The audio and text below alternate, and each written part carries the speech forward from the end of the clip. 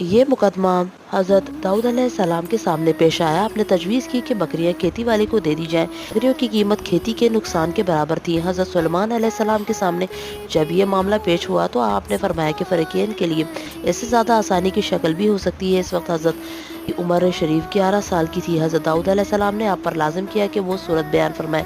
हज़रत सुलेमान अलैहिस्सलाम ने तजवीज़ पेश की कि बकरियां वाला काश्त करे और जब तक खेती इस हालत को पहुंचे जिस हालत में बकरियों ने खाई है, इस वक्त तक खेती वाला बकरियों के दूध वगैरह से नफ़ा उठाए और खेती इस हालत पर पहुंच जाने के बाद खेती वाले को खेती दे दी जाए, बकरी वाले को इसकी बकरियां वापस कर दी जाएं।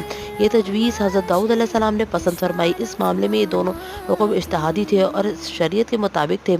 हमारी शरीयत में हुक्म यह है कि अगर चराने वाला साथ ना हो तो जानवर जो नुकसानात करे। मुजाहिद का कौल है कि हज़रत दाऊद अलैहिस्सलाम ने जो फैसला किया था वो इस मसले का हुक्म था और हज़रत सुलेमान अलैहिस्सलाम ने जो तजवीज़ फरमाई ये सूरत सुलह थी।